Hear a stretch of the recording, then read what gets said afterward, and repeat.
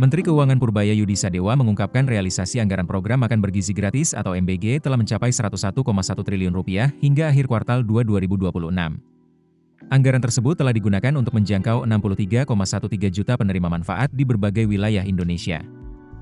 Besarnya realisasi anggaran MBG menunjukkan peran program ini sebagai salah satu program prioritas pemerintah. Purbaya mengatakan, penggunaan APBN untuk program MBG merupakan bagian dari fungsi anggaran negara sebagai Agent of Development atau pendorong pembangunan. Menurutnya, APBN tidak hanya berfungsi sebagai peredam gejolak ekonomi atau shock absorber. APBN juga tidak hanya digunakan untuk melindungi masyarakat miskin dan kelompok rentan. Lebih dari itu, anggaran negara menjadi instrumen penting untuk mempercepat pelaksanaan berbagai program prioritas pemerintah. Melalui fungsi tersebut, APBN diarahkan untuk mendukung pembangunan sekaligus memperkuat aktivitas ekonomi. Dalam konferensi pers hasil rapat berkala Komite Stabilitas Sektor Keuangan atau KSSK, Purbaya menyampaikan bahwa program MBG menjadi salah satu program yang mendapat dukungan anggaran besar. Realisasi Rp101,1 triliun hingga akhir kuartal 2 2026 telah memberikan manfaat kepada lebih dari 63 juta penerima. Program ini menjadi bagian dari strategi pemerintah untuk mengoptimalkan belanja negara agar manfaat anggaran dapat dirasakan secara luas. Namun, dukungan APBN tidak hanya difokuskan pada program MBG.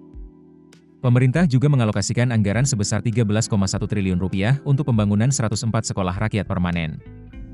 Pembangunan sekolah rakyat menjadi bagian dari upaya pemerintah memperkuat sektor pendidikan. Melalui pembangunan sekolah permanen, pemerintah ingin memperluas dukungan terhadap akses pendidikan serta memperkuat pembangunan sumber daya manusia. Selain menjalankan program prioritas di bidang gizi dan pendidikan, pemerintah juga tetap melanjutkan berbagai program perlindungan sosial.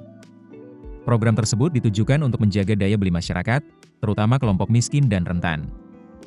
Menurut Purbaya, APBN terus dioptimalkan untuk mendukung penyaluran bantuan sosial melalui sejumlah program utama. Salah satunya adalah program Keluarga Harapan atau PKH. Realisasi anggaran PKH telah mencapai Rp14,5 triliun. Program ini menjadi bagian dari dukungan pemerintah kepada keluarga yang membutuhkan bantuan. Kemudian, realisasi anggaran program Kartu Sembako mencapai Rp19,7 triliun. Sementara itu, program Indonesia Pintar atau PIP telah merealisasikan anggaran sebesar Rp8,8 triliun. Berbagai program tersebut menjadi bagian dari fungsi APBN dalam memberikan perlindungan sosial. Di tengah dinamika ekonomi, pemerintah berupaya menjaga agar kelompok masyarakat yang paling rentan tetap mendapatkan dukungan. Dengan bantuan sosial, pemerintah berharap daya beli masyarakat dapat tetap terjaga. Purbaya menegaskan, berbagai belanja pemerintah tersebut merupakan bagian dari strategi APBN dalam menjaga stabilitas ekonomi. Belanja negara tidak hanya digunakan untuk membiayai program pemerintah, namun juga diarahkan untuk mendorong pembangunan dan menjaga kemampuan masyarakat dalam memenuhi kebutuhan. Program MBG, pembangunan sekolah rakyat, serta penyaluran bantuan sosial menjadi contoh penggunaan APBN untuk berbagai tujuan yang saling berkaitan.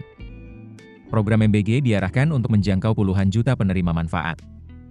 Pembangunan sekolah rakyat mendukung penguatan sektor pendidikan. Sementara program perlindungan sosial menjadi instrumen untuk membantu masyarakat miskin dan rentan serta menjaga daya beli. Dengan pendekatan tersebut, APBN menjalankan beberapa fungsi sekaligus. Download aplikasi Kontan sekarang di App Store atau Play Store.